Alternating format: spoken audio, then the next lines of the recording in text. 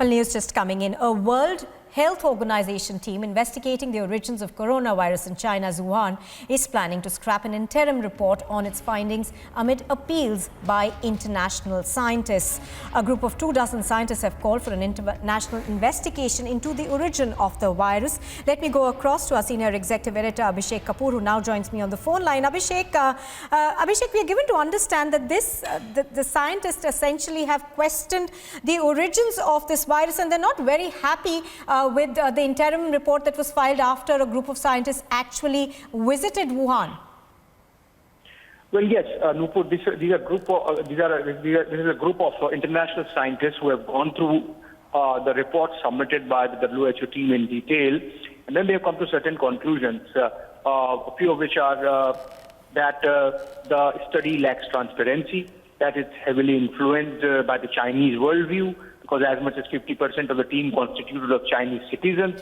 The open letter actually goes on to say that this team had limited freedom, and that the Chinese members of the team were possibly under the influence of their own government, and that the terms of reference were very limited, and that we have reached nowhere after the efforts that have been made by this team in terms of our understanding of where did COVID-19 originate.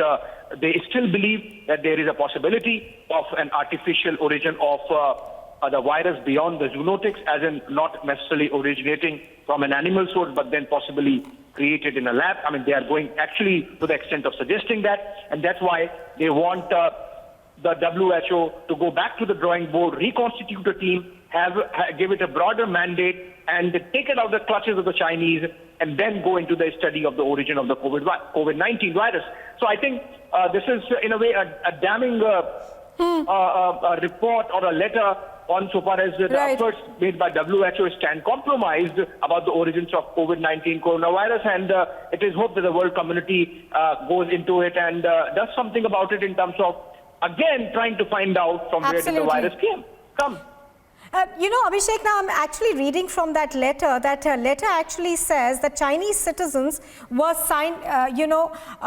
whose scientific independence may be limited, and that international members of the joint team had to rely on information that actually came from Chinese authorities, and they chose to share those with them. So in a sense, it seems to suggest that perhaps the committee was compromised. Well, absolutely. In fact, I mean, if I could read from the concluding part of the letter, it says that although the joint team investigation was a significant opportunity for the international community to gain some limited and highly curated information, it has unfortunately proven opaque and restrictive, greatly compromising the scientific validity of the investigation. I mean, it could not have been more damning in terms of questioning the transparency with which the Chinese let the team function there. In fact, they go on to say that all the labs in that area have to be given full open access to whichever team or the WHO reconstitutes. But then these findings are compromised on account of lack of transparency and possibility of the Chinese influencing the work of the team through the presence of almost half of the members of Chinese origin and Chinese citizens. Absolutely. Abhishek Kapoor, thank you very much for joining us on that. So that report essentially questioning the credibility of the interim report that was made out on the origins of the coronavirus.